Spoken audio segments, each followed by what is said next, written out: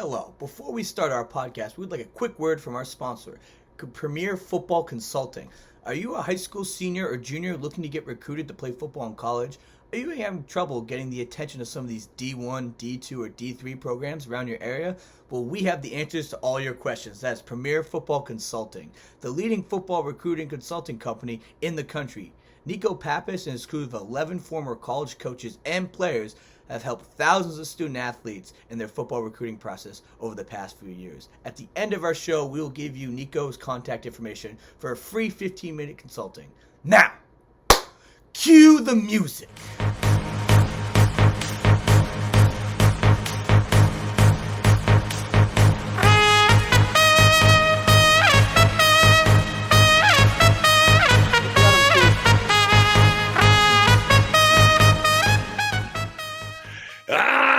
We're back to the second edition of the Rant. Welcome back. I'm your co-host, Coach Pap, with the great Danny V and the incomparable. I got to ask a question. What is the is that the Brown Bears? Don't stop. We haven't even got that. I'm introducing our producer. I just want, because I could use a hat. My hair has lost the battle with the shower. I am introducing the producer. Okay, the great Damian Parseghian. Welcome back, boys. Thank you, Coach. Last week was fun. We got some great reviews. And to start it off, I am, Danny. Yes, I am wearing the Baltimore Ravens hat. Oh, it's the Ravens. I thought it was the Brown Bears. The Ravens. No. I am jumping onto the Ravens bandwagon right now after that. Wonderful win. Shout out to George Godsey, my buddy down there, the tight ends coach, and put the always hated Dallas Cowboys down. Thank God. It was a little bit scary. I'll tell you, I get a little nervous there at the end. Yeah, they started to come back, and I was like, "Oh shit!" Yeah, I was nervous too. Again, I was rooting for the Ravens, of course. You know, no one likes the Cowboys, and there's no way the Ravens could have went 0-3. They had to win this game, and thank God they won. It wasn't for lack of effort at the end, though. Jesus, it was. Is there anything took the foot off the gas? Is there anything better than watching Jerry Jones squirm? I'll tell you what. Poor Dr. Jera. Nothing makes me happier than Jerry Jones squirming. That's my shout out. All right, folks, we got a really fun show today. We're going to do our normal high school and college stuff, little NFL stuff, and then our co-host today, all the way from the Pat McAfee show, his sidekick, the great Connor Campbell, infamously known now as Boston Connor. It's going to be a great 10 minutes with Boston Connor. But before we get there, let's get to the rundown, Dame. Let's do it. All right. If you know the show, you know how we like to start. We like to start with the good old hometown football, baby. MIAA. Let's see how it goes week 3/4. You got it, Danny. All right. I think what we're starting to see, even though it's only 3 weeks in, I think you're starting to see in each of the divisions a little separation of power. Like Division 1, I think you're seeing, the Zavarians, the Preps, Springfield Central, and Needham. I think those 4 are kind of distancing themselves a little bit from the pack. I think we'll see a lot this Friday night when Zavarian travels out to Springfield Central, which is never an easy place to play. Division 2, I think, you're seeing King Philip steady as ever. They've won 16 in a row. Catholic Memorial, certainly the team everyone's going to be watching. Marshfield has bounced back nicely. And Bishop Feehan is not a bad team. You've got those 4 there. I think Division 4, it's beginning to look, it could be another Duxbury-Scituate rematch in the Super Bowl, which was a great game. And I think what we're starting, like I said, I think the top 8 or 9 teams are starting to distance themselves off from the rest of the pack. Okay, you're stopping at 4. I'm going to get in trouble. Yeah, I'm with my buddies. What about 5, 6, and 7? Well, I think when you look at, if you want, certainly, your boy Big Bob had a great win. I think what we saw in the Middlesex League is, just because the one side is the large, the other side is the small, that doesn't mean a separation of power, because you saw this weekend. Stoneham went and destroyed Arlington, and Woburn loses to a much improved Burlington team who's really got it going there. So yeah. I think you're starting to see that there. In Division 6, I think, you're looking at Fairhaven. I still think is the team to beat. They after the tough game against BC High, they come back, beat a good old Rochester team. Division 7, I think in Eastern Mass is pretty much wide open. I still think Mashpee is the type of team, last year, whoever could get hurt did get hurt for them. And what happened is they wound up developing some young guys. They were all back. They were all healthy. Division 8, I see it in Eastern Mass. I think it's pretty balanced.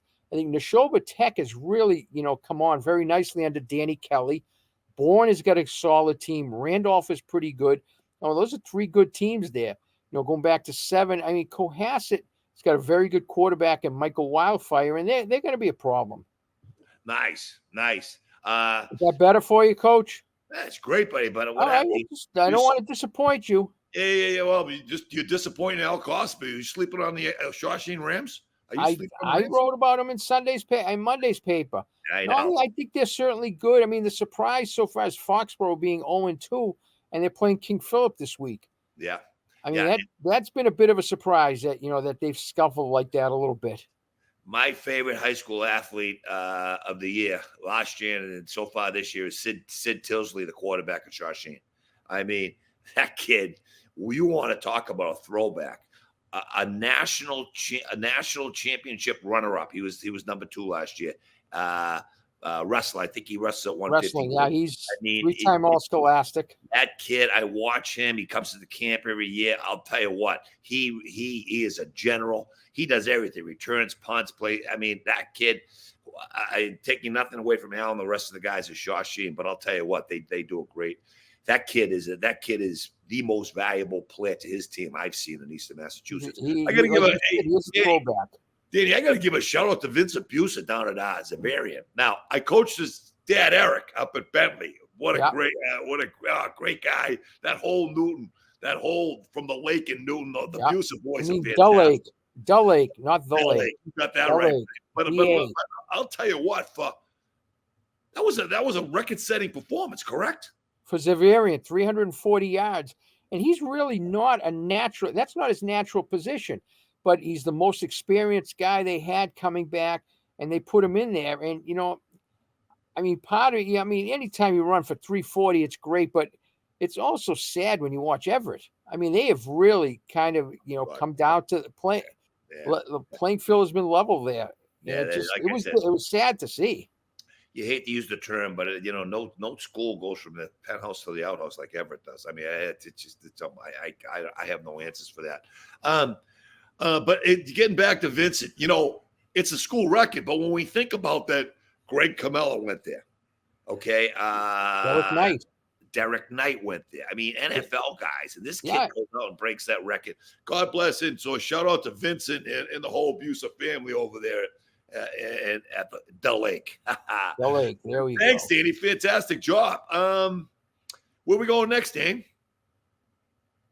All right, guys. The Lake. I love that, Let's shift it down to a little ISL opening week. Well, I'm gonna start that one then, Danny. I got a chance to watch BB&N, Lawrence Academy, Milton Academy, Roxbury Latin. I saw those guys on tape. Got to see some Belmont Hills, St. Sebastian's. And I'm going to talk about in a later show about the ISL and the NEPSAC and what I think they have to do. But one of the things I'm dead set on is they really have to expand the schedule. The 8 games is just, it's prehistoric at this point. But with the 8 games, and in their non-league game, the 7 versus the 9, that's like the SEC playing the MAC right now. There's just no contest. But I'll tell you what. The BB&N victory over Lawrence Academy, and that was one of the better BB&N teams I've seen going way back to the early 2000s.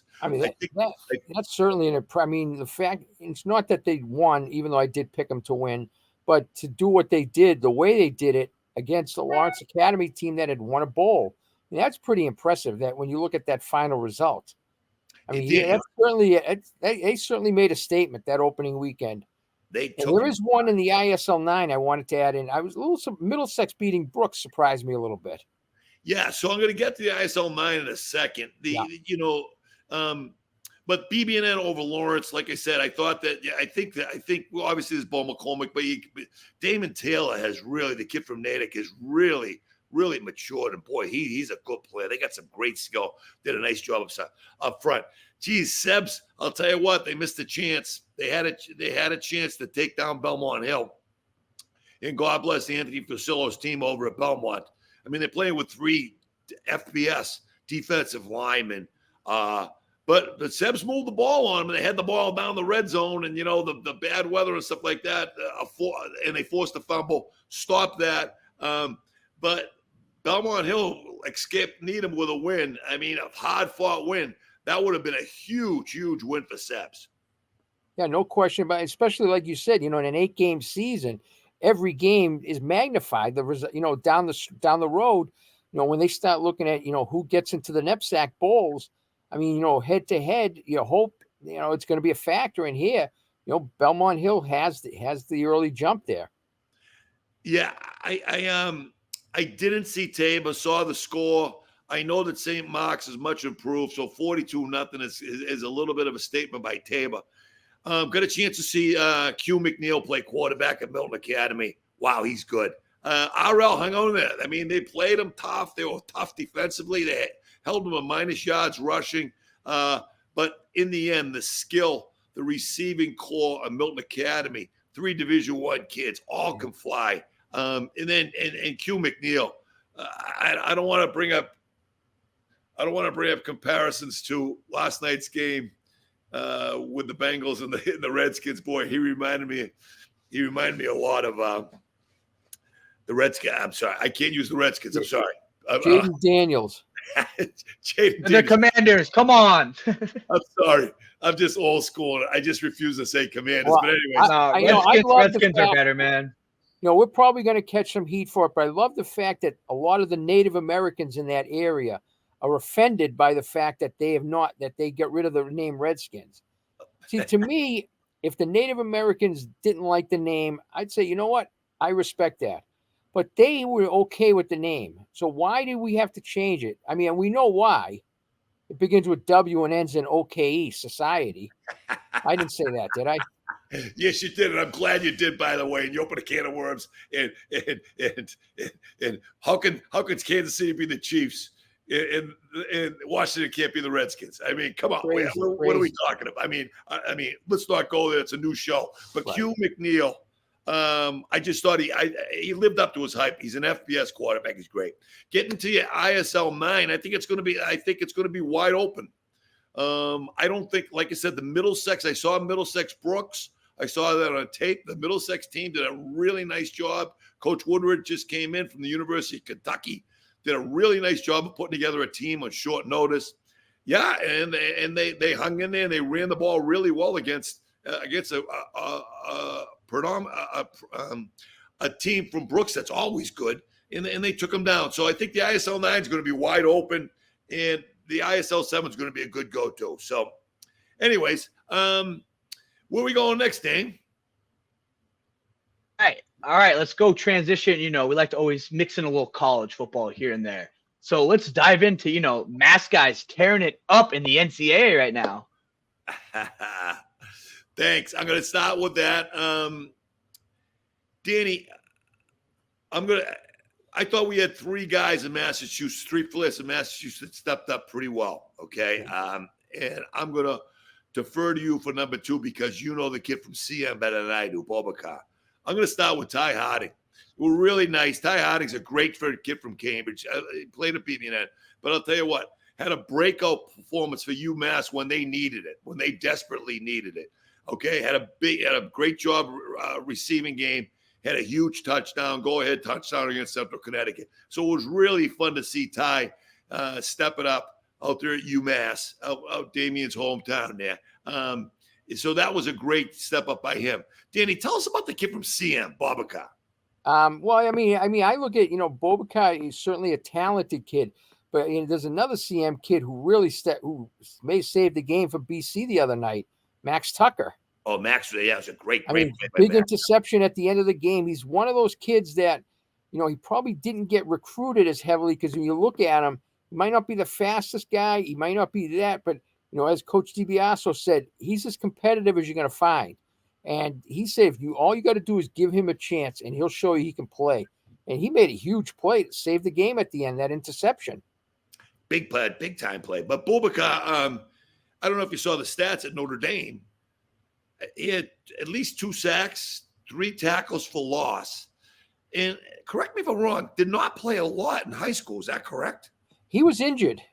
He was injured a lot, at CM. He missed his senior year with an injury. But certainly when he played, he was a factor. There's no doubt about it, because you're not going to find too many kids that size at any. I mean, and they're not even around here. You go around the country. I mean, you're not going to find kids that size very often who can do it all. Yeah, but, I mean, he is the epitome of a late bloomer, I'm sure. But boy, I'll tell you what, to do what he did at Notre Dame as I think a redshirt freshman.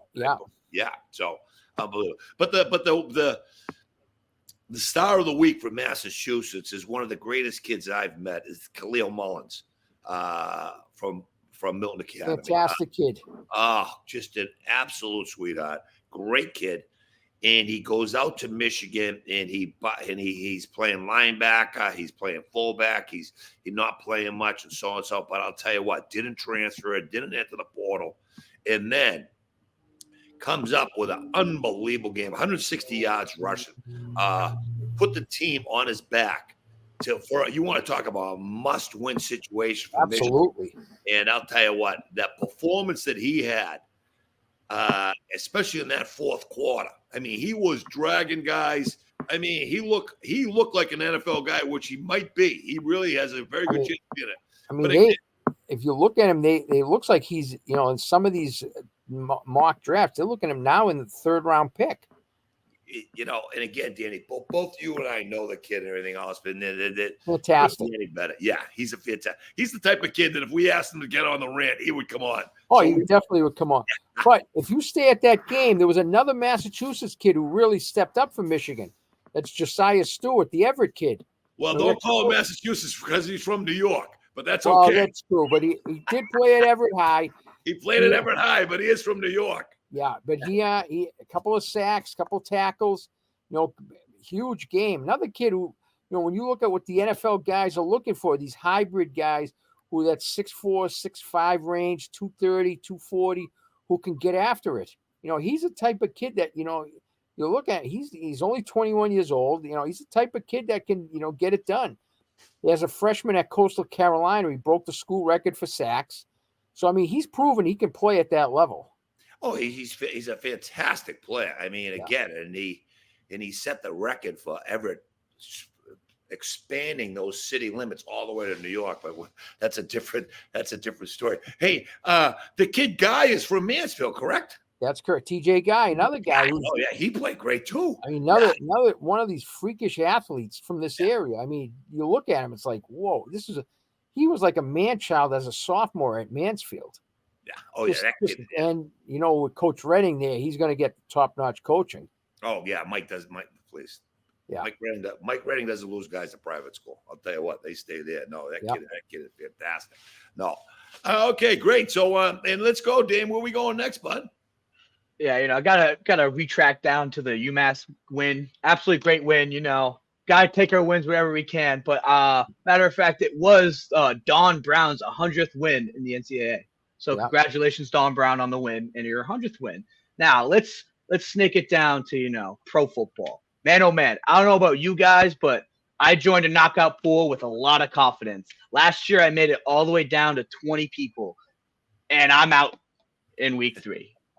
Same here.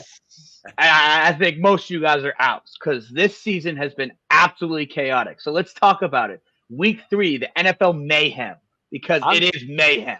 I'm in one of those pools. There was 6,900 people to start in the pool. They're under 600 already. It's insane. It's insane.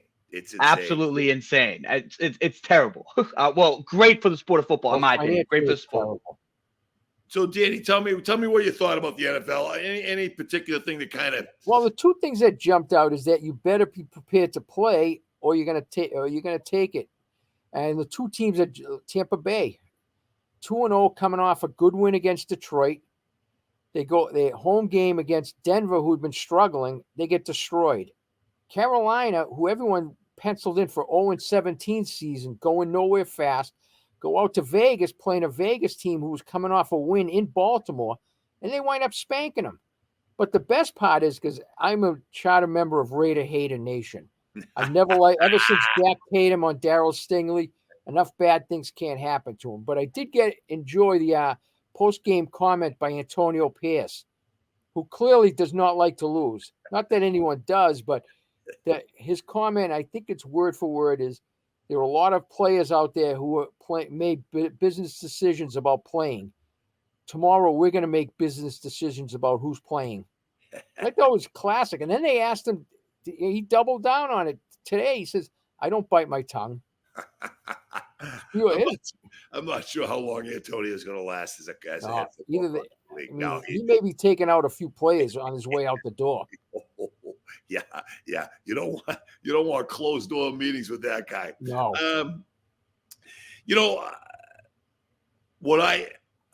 I've always been a Josh Allen fan, but I'll tell you what, unfortunately, I love the guy.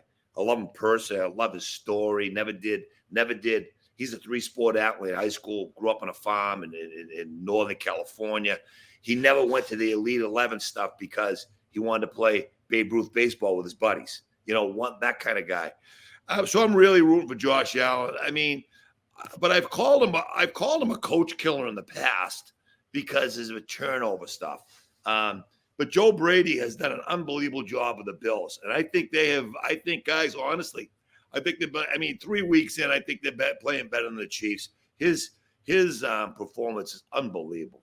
I think happens too is, they get rid of Stephon Diggs, really didn't bring a number one guy in. And sometimes, maybe you're better off not having that number one guy, because now he doesn't feel the pressure to get the ball to Diggs 15 times a game. He can spread it out. They've got a legit running back in James Cook. I mean, he is a stud. And I think you may start to see Keon Coleman. Of course, the week I get rid of him in fantasy football, decides that, welcome to the NFL moment, catches a touchdown pass. But he might be the number one guy down the road. But you could see that Josh has 3 or 4 guys. The tight ends can catch the ball. That he's not feeling like obligated. I got to get the ball to this guy, or he's going to give me shit on the sideline. Yeah, I agree with you, Danny. That was definitely addition through subtraction. And then I was also to really go off because I love Brady. Go off on what Brady says about these rookie quarterbacks not getting trained and anything else. Then I go to the Bengals game last night. I go to the Bengals game last night, and James Daniels looks like Pat Mahomes. I would have to say, much to my chagrin, sitting through that. But boy, I'll tell you what, the Commanders with Daniels, Cliff Kingsbury is the epitome of the Peter principle. That guy, in my opinion, a really, really bad head coach. What he has done as an offensive coordinator is amazing. I believe they've had like 14 straight scoring drives in a row or something like that. It's incredible. I think the problem is when you draft it, because drafting the quarterbacks that high, it's an imperfect science, because for every Jaden Daniels, you got Caleb Williams who's struggling. Bo Nix has been up and down. Drake May, I'm afraid I would not put him on the field with that offensive line. No, I wouldn't either. No. I honestly said, and I said this on Twitter back in March, and I caught heat for it, is that I thought Daniels was the one quarterback who could come in and play right away. If he was not there at number 3 with the Patriots, I would have looked to go down a little bit or draft Joe Alt right there at 3. Start building your offensive line. So you play Brissett for a year. You're not going to win the Super Bowl with or without him. And there's no quarterback there that's going to bring the Patriots to the promised land this year. So I at least start building from the trenches. Danny's already taken his victory lap. He's already said it. I'm not going to lie to you. He's already taken it. In the season, I'm feeling a lot better than I did last week. 3 weeks in. And by the way, at midnight last night, he had the Bengals staff getting fired. So his Bengals staff, I'm on the record, he did have that. Oh, that was definitely busting on practice night. I had to walk back to my hotel in Kentucky across that river, and I got Sherry with me, two old people walking across back, and I'm getting texts from Danny. They're getting fired. Dame, you know what that means for me and you? We're on a short leash. He might be. Yeah, I know. The Bengals were in the fucking Super Bowl 2 years ago, and now he's got to fight. Me and you, Hey, Damien. what have you done for me lately? Oh, I'll tell you what. The The biggest problem with that team is Joe Burrow's hair. That thing is terrible.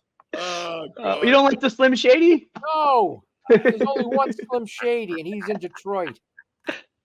Well, hey, speaking about big timers in hair. Oh, yeah. Dave, are we ready for us? Can you bring him in? Can you bring him in? Ladies and gentlemen, the Boston Connor. Gentlemen, here we go. Here we go. Fantastic, Danny. Nice to see you, Damien. Pleasure, Coach Pap. Always the best. I heard what you guys were talking about before. I mean, I'm going to be honest. I think the worry now going forward is who do we draft? Do we draft an offensive tackle or do we draft Travis Hunter? Because he looks like the best player I've ever seen in my entire life. We could have him playing corner and wide receiver. And the jerseys the Crafts would sell. We could pay for 2 new stadiums with that kid. Absolutely. I love it. You came flying out of the bullpen. You're not one of those guys that walked out of the bullpen. No, you came. I hear what you guys were saying. Bullpen, and now you're going. Oh man, Gone. Great to see you, man. Yeah, for you folks that don't know this, I coach cornerback at BB&N. One of my all-time favorite players. I got to tell a quick story. This guy was playing with one shoulder. Danny, this is a true story. He's playing with one shoulder in high school. The thing keeps on popping and everything else. We go up to play Lawrence Academy, and they got A.J. Dillon, right? And we're going up with a bunch of guys that, I mean, Danny, you would have been the tallest guy in our team. By far. That means you're 5'8", Danny. By the way, just so you know. Exactly. We go up to play Dillon, and we're pounding away and everything else. And and Connor's hitting the guy. And every time he hits him, his shoulder would pop out, and he'd come running to the sideline. And God bless our trainer. She's like, she'd pop it back in again, and she said, "You're not going back in unless you can do 3 push-ups." And Cam will be in the back doing push-ups. He'd get up and put him back in the game again. Dillon come through, bang! Here comes Campbell again. That's a true story. And we won. That's right, buddy. Second half comeback, down 7-0. Nothing like beating Lawrence Academy. Oh shit, buddy! Those are the days. I do have a question now, Connor. He had a story about you. I'm sure you have stories about Coach. I want to hear your favorite Coach story. My favorite Coach Pappas story. I mean, to be honest with you, there's so many. I'll keep the good ones. I'll keep the good ones for this show. The best one by far is none of us knew this, and it was the last game of the season, my senior year, and I played. The team Coach is talking about was with his youngest son, Dante. He was captains with us, and Coach knew all those guys forever because Dante and all of his buddies and my buddies Frank, Samco, all those guys. And we played Roxbury Latin at Roxbury Latin. Last game, they had one kid on their team, huge son of a bitch. He played at BC, I believe. He was one of the bigger dudes we played. And there were guys in the ISL, but I still remember this kid. He wore 44, and I had to block him on a couple plays. And I'm not going to say I wussed out, but there's definitely a couple business decisions being made. And I can admit that. But after the game, we win, and it was one of the. I think we ended up 6-2 that year. We barely missed out on a bowl, but that ended up being Coach Pap's 100th win of his career on that last one. And so I don't think there were better vibes than that. But that LA game, I mean, you never saw Coach emotional. You saw him emotional on the negative side. You saw him piss the fuck off plenty. That was normal. That was normal, Coach Pat. But after that LA game, I'd never seen Coach in tears aside from that game, just because, we were definitely an underdog team. Like he mentioned, Danny, you'd be the tallest guy, biggest guy on our team. And we just had had a bunch of tough sons of bitches, and that was because of Coach. And, he forced us to run a mile every day before practice, which, I mean, there was definitely some, what's the word? Definitely some mutinies being talked about in the locker room because of that. But after that LA game, when we came back, I think we won 14-13. It might have been 13-12. Seeing Coach, visibly emotional, crying after a win like that, that was probably the coolest moment.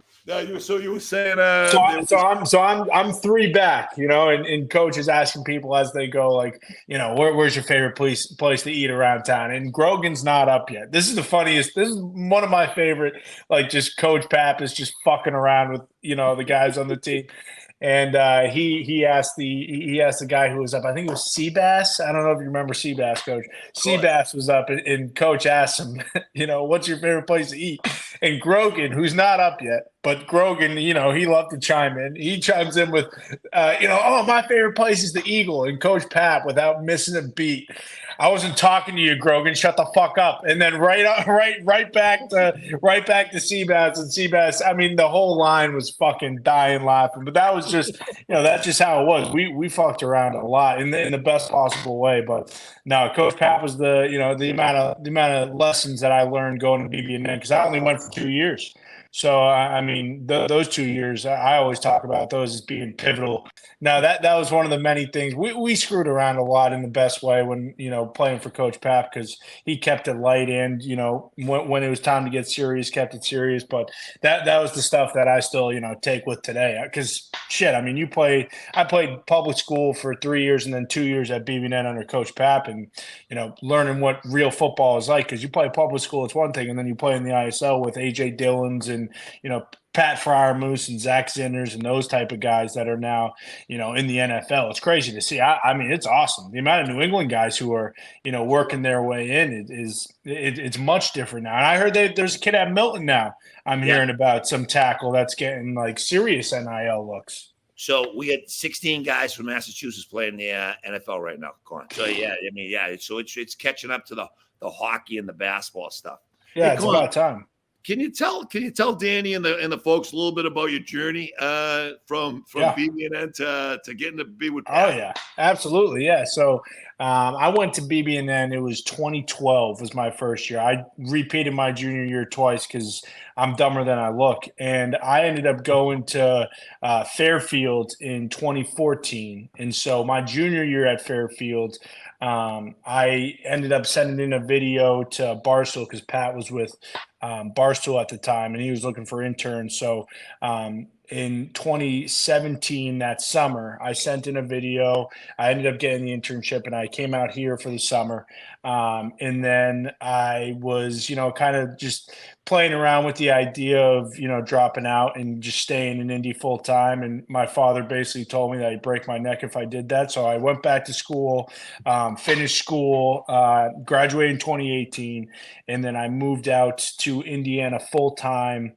I think it was June 3rd, 2018. And I've been here ever since. And basically what ended up happening was, once Pat left Barstool is when then I kind of got an opportunity to be involved a little more with the podcast and things like that, because it wasn't the live show quite yet. And then it just kind of developed from there. And then I believe it was 2019 is when I really got an opportunity to be more of a regular on the live show of the whole thing. And then I mean, shoot, once COVID hit, it kind of like leveled the playing field, because when you're competing, especially with a live show, not having stuff like highlights of the games from the night before and things like that, it definitely puts you at a disadvantage. But once COVID hit in 2020, then all of a sudden every show became just like an internet show, which is what Pat's was in the beginning. And then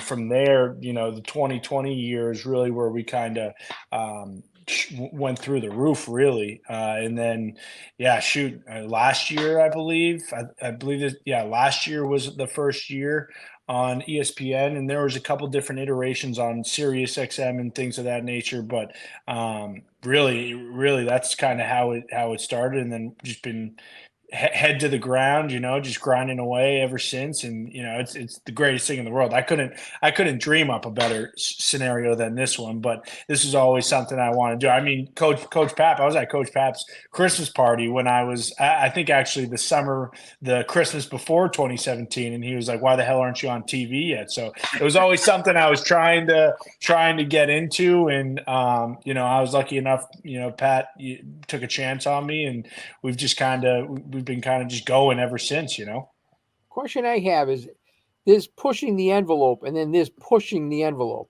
Now, Pat pushes the envelope. Has there ever been any times where he's done stuff where you even like, oh my God, I can't believe he's going there? Oh, no, never. I mean, I think the thing about – So you're used to it. Well, the thing about our group is like we're pretty much on the same page with damn near everything. So if it's anything that might be depicted in one way on the outside, inside these walls, inside the Thunderdome, we're all on the same team. So it is a team mentality the whole way. So there's never been anything where it's like, I'm not sure about that. It's always been like, yep, let's fucking ride. And I think that's another reason, we've been so successful. It's just because of, the bunker mentality, if you will. Like, it's always been like that. I agree with it totally, because it's in this day and age, everyone is worried about, oh, should I say this? Should I do this? And I think Pat, in a good way, has said, you know what? Fuck it. I'm doing it. And I think a lot of people relate to it, because I think a lot of people are fed up with having these restraints. And I think he's refreshing that, he's different, but he's not different. Yeah. And he'll tell you too, he's always been how he is now. I feel like a lot of people before who maybe not haven't, had the experience to hear him or know him think that like this is some sort of act. Like usually we have to stop having conversations off air because of the fact that we have to have the same one on air. And any time we have, if we try and plan something or anything like that, when it comes to just like dialogue on the show, like it never goes as well. It's never as funny. It's never as smooth. So we have to like kind of like restrain ourselves from talking about certain things that we're going to talk about on the show, because most of the time it'll either ruin it or it will screw it up somehow because of the fact that like we try and plan anything, and that's really the greatest thing is that it's just so free flowing when it comes to the show itself. But no, Pat's always been the fearless leader, and we've never wavered in that. I think that's why it's been such a success, because at least for me, I don't have to worry about any of the serious decisions. I just know that he's going to make the right one, and then we just fall in line and we keep it rolling. Yeah, I mean, I used to, before he really made it big, he used to go on the Dan Patrick Show a lot, and he was always very inquisitive, because obviously this is what he wanted to do, but he was to the point where he was almost asking Dan for advice at times. But why, in between, with his crazy comments and stuff. But he was great. And Dan really liked him because he appreciated the fact that Pat wanted to get good at what he was going to do. Yeah. And I think that's a big misconception about him. And, obviously from the outside looking in, entertaining, funny guy, but he's incredibly smart. So like anything that he's ever put his mind to, he's been successful at. And, there's a clip actually that came out recently that was hilarious to watch, but it was him when he was a punter at the Fiesta Bowl. And he actually is interviewing Coach Stewart. And he says, like, welcome to the Pat McAfee Show. And I mean, he's like 20, 21 years old at the time in that. And it's funny for me, at least, looking back, watching that, and then, knowing him now, because I've only ever known him really as a host, because, when he was playing in the league, he was a punter for the Colts. Like, I'm a Patriots fan. I one, fucking hate the Colts, and two, didn't really give a shit about specialists back then, especially unless their last name was Vinatieri or Gostowski. So it was one of those things where seeing him then and then now, it's like, damn, it really has just been like this for his entire life. And I'm just lucky to be here. I'm just along for the ride. One last thing. I know I'm monopolizing Pap's time, but too bad. That's okay. His interactions with Vinatieri are hysterical. Oh yeah, the best. Vinny's come through here too, and it kind of goes to what I was saying before. Exactly who you see on ESPN or on the clips or anything like that. That is just how he is every minute of every day. So like whatever you see with Vinatieri, everything, when we're not either talking on camera or not, that's what it is times 100. Like we bust each other's balls. Obviously, I mean it really is like a locker room feel, and that's kind of the best part of the entire thing. Is that he's mentioned this before, and a lot of guys who've retired have come on and talked about it. Like the thing they miss the most about the game is like the locker room, the relationships that you have. And I think that's what, he and we have been able to build here is just such a locker room feel, and I think that adds in to the team aspect of it. And that also goes to, the bunker mentality we've kind of built here. Hey, Con, you're one of us, which is great. That's great. I mean, that's the attraction of Boston Connor. You're just fucking just a regular guy. Yeah. Yeah, it's great. It's fantastic. Yeah, I'm always happy. I mean, you've known me forever. I've just always been like this. Exactly. So let me ask you, I mean, because every time I watch every day, and every time, and I don't want to bring up any names because I want you to bring up a name to me. I'm like, how in God's name is he talking to this guy like he's just like you're talking to Cody next door to or Frankie Williams or one of those guys, Bonazzoli. What guy have you been starstruck from? The most starstruck from?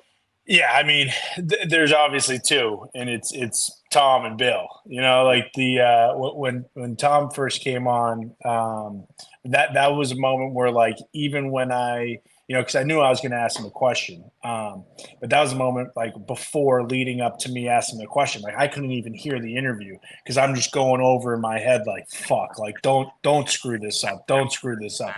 And I'll be honest with you, I've never rewatched that clip because it's one of those things where like I remember a couple times going through it and in my head, and it sounds so perfect. And then the way I asked it was different than I thought of it, So it was one of those things I was like, son of a bitch. But the Bill one, with Bill, it was so much different because the first time we, got to really have a conversation or whatever was the draft this year. And so before the draft, we had like a little like dinner, and it was just all of us hanging out, like everyone from the show and then Bill. And so that was one of those experiences where I knew going into it, like, holy fuck, it's Bill Belichick, like I need to put away all my fandom, and I need to kind of approach this differently just because of the fact that, I'm going to be on a set with him for 5 hours, and before, and that was before the weekly segment was kind of birthed. But when that happened, we go through the whole night, and the draft's a long night, it starts at 7:30, 8, and then it goes till midnight. So it was one of those experiences where, you kind of have to do your job, get it done, to take something from him. Kind of have to do what you're there to do, and that's cover the draft and everything. And so that was something that we did. And then after the fact, when I like got back to my hotel room is when it was like a holy fuck, like that just happens, So like I kind of the way I approached that was more so just framing it in my head differently. Like, all right, this is just a guy who knows football, and that was the biggest thing after that dinner that we had the night before was like Bill Belichick is just a guy. I mean, just like you said, he's just one of us. He just loves football. He wants to talk about football. All he cares about is football. So it's much easier after having that initial interaction. Like, okay, like if I stick to ball, if I stick to just talking about the players and the schemes, if you will, and things of that nature, then we'll be fine. But yeah, I'll tell you what, for the first hour or so, it was like, okay, like gotta contain yourself. And then once the night was over, it's 3:00 and I'm in my hotel room in Detroit, and it's like, my God, I can't believe that just happened. Like looking at pictures that were taken, those type of things, like realizing after the fact, like, okay, I'll remember that forever. It was one of those moments with Bill. And now on a week-to-week basis, it is kind of like talking to Cody at this point, who's one of my buddy who played for Coach Pat, who basically got me to BB&M. It is like talking to him now. And like I said, he's just a guy that loves football. So you stick to football, and then you'll be okay. Well, speaking of pitches, buddy, there it is. That's the 100th win. There he is. It is. Where's my guy? I'm in the middle right there. Yeah. Right there. Look Dave, at that. I hope we got it. Where am I? Number Nice. 45. You badass. You didn't have the mullet, but you had the hair going back there. Yeah. I would have had him. Jealous. I would have had a mullet then, but BB&M probably would have kicked me out. Hey, listen, buddy, we love you. We can't thank you enough for coming on. Thank you so much. It's a lot of fun. Absolutely. Yeah, no, it was awesome. Congratulations on what you're doing. I appreciate that very much, man. Thank you very much. It was awesome being on with you. And please, and tell Pat if he ever needs anyone. Danny, are we available to jump on Pat's show? I sweep a mean floor. Okay, boom. Practice at the Catholic schools. There we go. I can catch a mean latte. You guys need lattes. I can get it for you. All right. That's something to think about too. We always need those. Connor, I love you, buddy. I absolutely love you. You're the greatest. Continue success, Thank you so my much. friend. Love you guys. Thank you very much. We'll talk soon. Hey. That was fantastic. Wow. Absolutely amazing. It's funny he brings up the things about, with Brady and Belichick, because I had something similar, with the Super Bowl, the year they beat Seattle, the next morning at the press conference. And there's the last time you really get nervous if they call you to ask a question. Now, full disclosure, I wrote the question down because I didn't want to get up. Tom, to this day, I can remember the question. It was, Tom, you won 3 Super Bowls in your first 4 years. Then you go 10 years without winning one. You get a greater appreciation for having the next one now. And he was great about it. Then conversely, being the low man on the totem pole at the Super Bowl one year, it was the year the Pats were undefeated going into the Giants game. And because I was the low guy there, I was the one. That was the week where Don Shula had taken some shots at Belichick. So they wanted me to go up and ask Belichick at the media day if he wanted to comment on Shula's things. And I'm like, oh, fuck. Yeah. I mean, it was as uncomfortable. Fortunately, I don't know why, but he must have had some pity. He took some pity on me, and he actually gave a pretty good answer. Oh, good. He took the high road. So I was like, after I got out of there, sweat coming, cold sweat everywhere. Was Kevin Mannix was bullying you, buddy? No, I think Kevin was gone by that time, but there was like 10 of us there, and I was number 10. I love it. Well, that was great, buddy. I think we're down to the shout-outs, right, Dave? Yep, we're down to shout-outs, fellas. Diddy. I'm gonna go with the layup. Dave Woods, Bishop Fenwick, 258th coach in state history to win 200 games.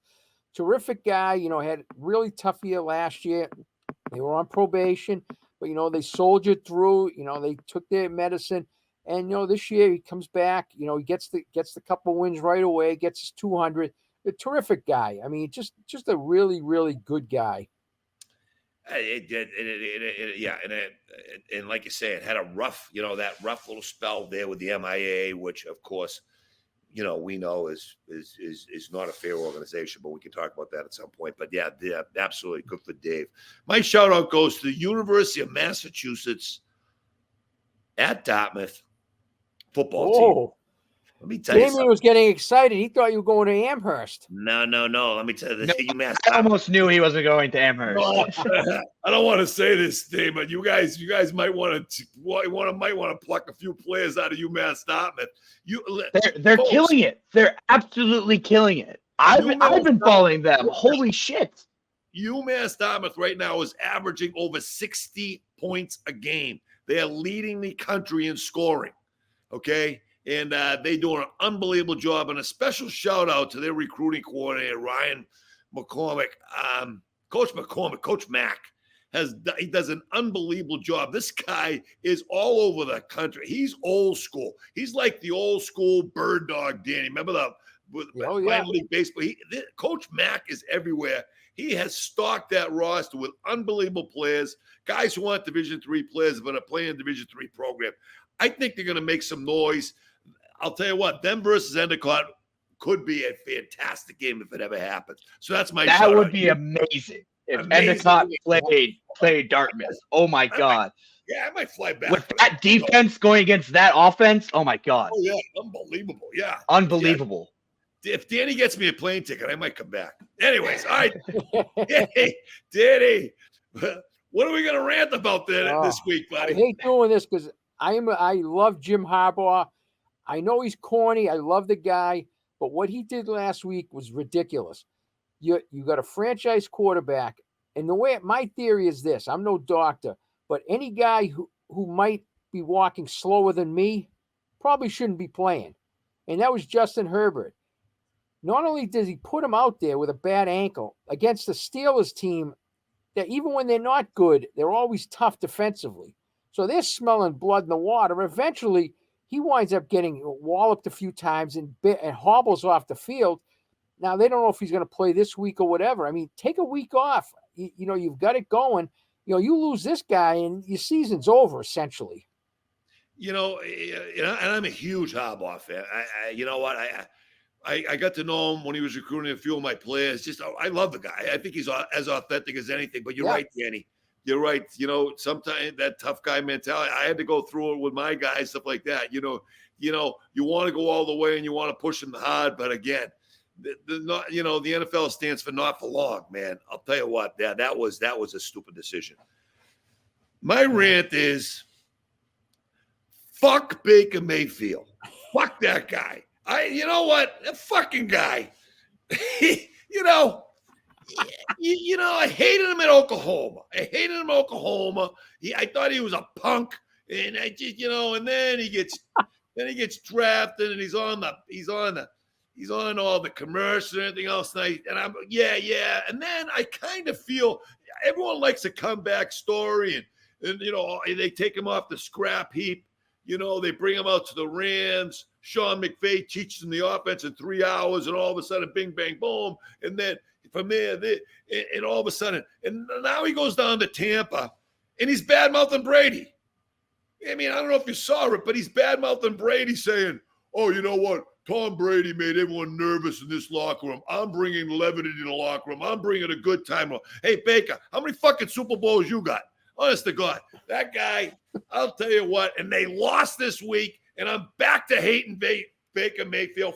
I'm back to the fuck Baker Mayfield camp. That's it. I've had it. And that's a rant. And I just ranted. That's a legendary rant. That is a great rant. That is a great way to end it. I mean, hey, I'll tell you what, we had a lot of fun. I hope the folks enjoyed it too, boys. Yeah. Until next week, let's enjoy football, right? There we go. Absolutely. Awesome. Dame, thank you very much to the producer, the number one producer in the world, the great Damian Passizian. Guys, until next week, thank you, fellas. Have a great weekend. Enjoy your football. See you, fellas.